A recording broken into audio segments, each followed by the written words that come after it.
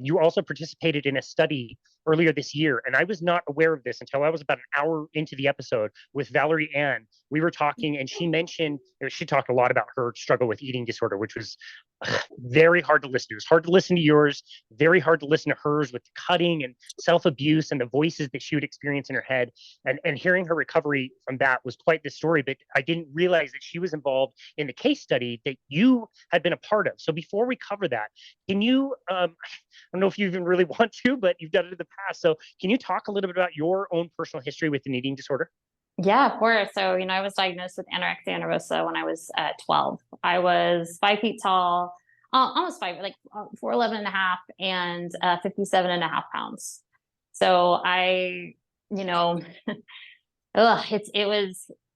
was pretty terrible. I go into detail in the book, but unfortunately my mom had some psychological struggles. So she was pretty absent. My father was doing the best he could. He was working all the time. I have 3 older sisters, and as an adult, it was hard for me to be like, wow, how did you guys miss, me losing so much weight? But, life was different, 20 years ago, 30 years ago, when I was a kid. We didn't have cameras and camera phones and all this stuff. And, I hid it pretty well. And I was by myself a lot. I didn't, I had pushed everyone away who cared. And it really wasn't until I passed out in school and woke up in the hospital that, my parents really noticed and saw just how thin I was. And I had like bruises all over me, but it was just from sitting because I was so thin, and, ended up in treatment, was immediately put on the 24-hour tube feeding system, given a very grim recovery.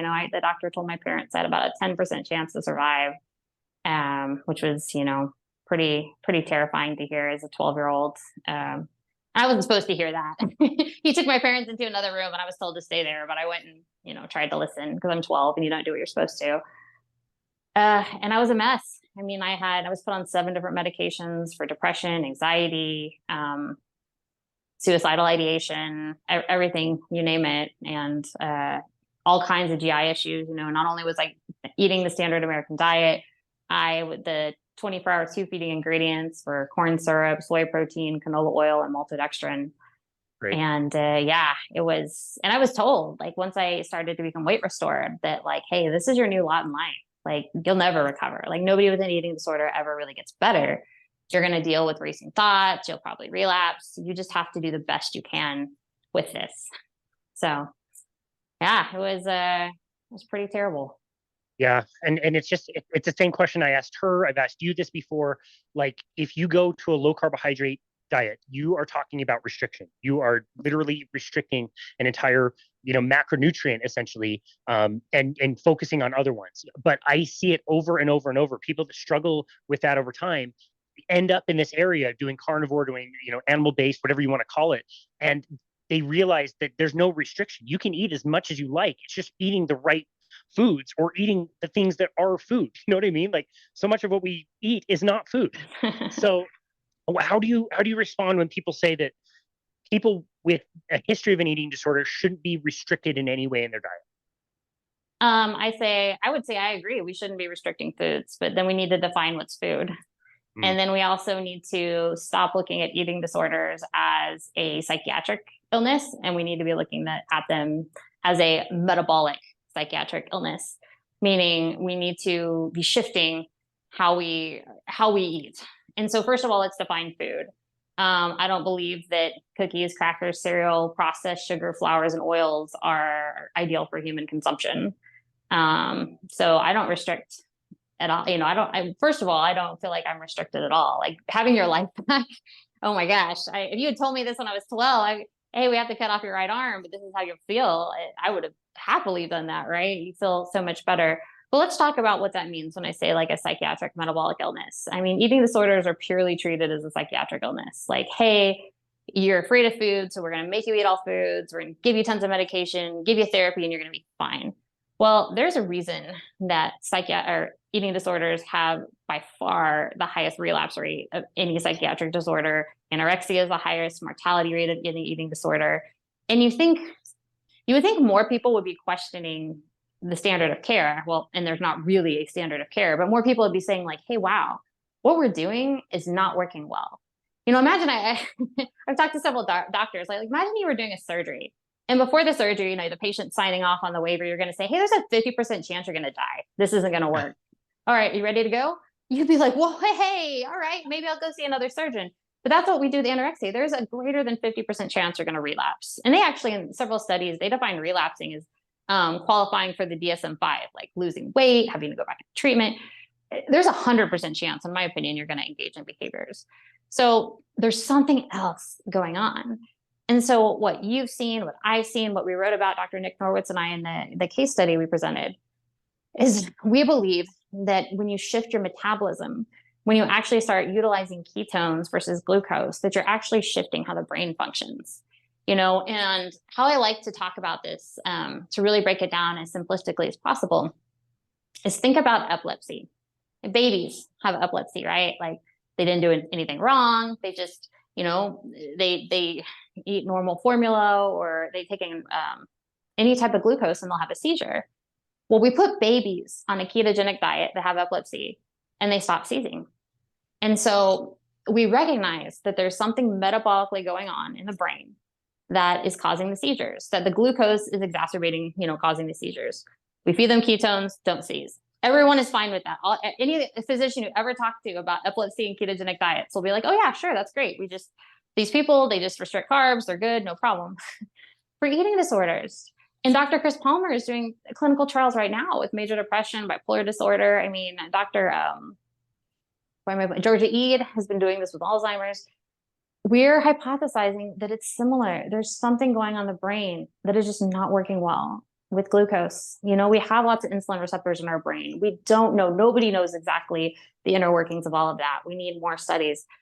But what we are hypothesizing is that when you utilize ketones, when you stop flooding your body with all this glucose, and I would also hypothesize as well, is now all of a sudden you're getting lots of those vitamins we discussed earlier, the B12, B6, folate, that are going to help your brain function properly, that the struggle becomes less. I'm not going to say it's ever perfect. I don't think I'll ever be quote unquote 100%, I think but how it is now compared to how it was when I was a high carbohydrate human being, oh my gosh, it's like night and day. Yeah, so different. That's amazing. Excuse me. I'll sometimes talk about this on our podcast. Is like, if you'd have gone back and told me that eating this way would be primarily beneficial for the brain, I wouldn't have said that would be the case. And it sure looks like the evidence is stronger and stronger. And it's cool that it's very strong in both directions. It's like eliminating the carbohydrates is good. And then also providing your body with the nutrients that you need is also good. Both things are fantastic. So how did the study that you guys published, how did this come about? How did this fall into your lap? Yeah. So, Nick and I did a case presentation in the very beginning of 2022 at Low Carb USA in Boca.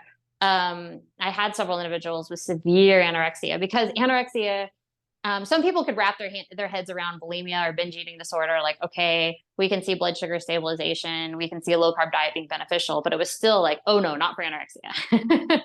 But I had recovered, I had done so well. And I had seen in the community other people that were struggling with this. And my heart was like, I know this way of eating could help people. And I definitely want to reinforce this is not a calorie. I mean, this is, these the women who were, were healing, and men. We had one guy in this study, we're eating, 5,000 plus calories a day. But they were also able to do that because they were eating, butters and fat and so much, really high fat things. And yeah, so Nick actually approached me, Dr. Norwitz, and was like, I think we could write a case series about this. I think there's enough evidence just to present it, just to start to get it out there. It's not a clinical trial. We didn't do this double blind, whatever. We were basically presenting a case series that it was our goal that it would get some traction, that people struggling, people potentially looking for an alternative way to treat their eating disorder could at least say, oh, wow, that's interesting. These people did this and it worked for them. And I've had really, really positive, I've had several, actually pretty sad amount of parents reach out to me for their young people with eating disorders and say like, hey, can you tell me more? Can you point me more, for more resources? So yeah. And it's, I really have to credit Dr. Norwitz for, you know, he definitely knows more about the process of getting things approved. Because you think you put together a really well-written paper that it would be relatively easy to get it approved, but you know, the powers that be wants very specific things. But I was really honored that we got that published in the Journal of Insulin Resistance. That's fantastic. If anybody is able to navigate those waters, it's definitely Dr. Norwitz. Yes. Such a young guy, but very ambitious and has already done tons of studies and research. Super smart guy. We were messaging back and forth about that study just the other day and how it was done. So can you explain what a case study is? And you did mention a randomized controlled trial. Can you explain kind of the differences between those? Yeah. So, you know, a case study is what we're doing is we're taking, basically we're taking what people have, we're following what people have told us, you know, using their labs, we're using a lot of their feedback as well, patient feedback, like saying like, hey, I've done so much better. But of course, we're also using the data. And the case study requires, we have documented weights for these people from their hospitals or doctors. We have documented labs, but we're not doing, you know, when things are controlled, you know, it's either in like a laboratory setting where it's being highly monitored. If it's a double blind study, that means both, you're usually switching out variables and neither the participants or the scientists know which one is which. So there's no potential for like, oh, I kind of want it to be this one. So I'm going to, you know, write that this is the way it goes. So, and then there's a really good study on binge eating disorder, a case study from Dr. Shabani, where they did the same thing. You know, we're following individuals, we're tracking their data, but it isn't, like I said, like it's not in a laboratory setting. And those also tend to be more, you know, you're going to have more people come at you and be like, wow, this isn't blah, blah, blah. But they are very useful, you know, and they're usually a springboard for more controlled studies. Yeah, in my mind, it's similar to the study that Harvard did about carnivores. And really, they're just sending out a survey to a bunch of people that claim they're following a carnivore diet. But when you start getting numbers in the thousands where you're getting responses, and it's like 95% of people feel like their health is improved by eating more meat and less of the other things we're told to eat, like whole grains and fruits and vegetables, like there's something there. There's something you can be looking at. And as the years go on, the anecdotes pile up and pile up and pile up. And it definitely shows you, you know, that something's going on. All these people are not lying. Like one case study is one thing, but when it's 10 and then 100 and 1,000 and 10,000, like it's building evidence all the time. And I can't remember exactly who said this. I think it was Peter Bruckner who said N of one study. So, or essentially a study that's just you based on yourself. You're just trying something out. They don't matter unless you are the N. If it is, then that's the only study. That's the only study that matters. Exactly. It's true, you know, and we don't see people with BMI below about 13, you know, at least when I worked in the hospital, it was kind of like that person's going to die. Like it was almost a sure thing. You would just look at it and be like, yep. And, you know, people in our study and myself, you know, BMI under 11, like that's just, people don't come back from that, you know, and to see. And once again, it wasn't like we just made these numbers up. Like the study would not accept them until their hospital or their healthcare institution like checks them over. These are approved. This is actually what happened. So to show this like huge healing, this huge transformation, and after, you know, years of suffering and trying other things and struggling, I mean, to me, like you said, that's really powerful. And to me, it offers such a message of hope. You know, people struggling with eating disorder, nobody wants to be obese, you know, nobody wants to be astronomically underweight. So yeah, I was really grateful to get that put out there. That's amazing. Well, you guys do such great work, like I said, and it's cool to see, you know, some of the content in the studies. Like, were there metrics you were really looking at besides just BMI, or was it more like the personal stories of each of them? Yeah, you know, I like the fact that case studies let you use even quotes from the patient. They'll tell you their stories, you know, so you know, for us, you know, not only tracking weights and BMIs, but even just like other metrics, you know, some of their electrolytes, some things they always had issues with that normalized. But for me, hearing how their life had changed, like mentally, you know, like, hey, I used to hate myself, want to die, like dealing with suicidal ideation or cutting, and now I look forward to every day. Like that's no small thing, you know, and the same thing with, you know, Dr. Shabani with the binge eating disorder. Every single person had statistically significant improvements in mood. It's like, that's huge. That's huge. You know, and if a pill did that, it would be on, you know, the news for billions of dollars. But a way of eating that does that, it just gets kind of poo-pooed by people. Wow. Well, that's awesome. What are the next steps? Like, what are the next studies that need to be done to continue pushing down this route? I think what Dr. Palmer is doing right now is probably the next best step. So what he is doing is very specific, controlled ketogenic diets, using brain scans, measuring brain activity and brain function for people with diagnosed with severe bipolar disorder, schizophrenia, and like major depression that's not responding well to medication. And so, those people, you see the before and the after being put on controlled ketogenic diets and controlled, living basically in a, hospital, and showing that their brains are shifting and they're getting better. I mean, it's going to be pretty hard to argue with. And obviously my goal, Nick's goal, Chris, Dr. Palmer's goal, our goal isn't that every human follows a ketogenic diet. Our goal is that doctors present this as, hey, this is an option that's worked really well. How about we do this before we try a bunch of different medications? How about we try this because it's incredibly effective. It's, minimal negative side effects. So we really just want this to be presented as an option.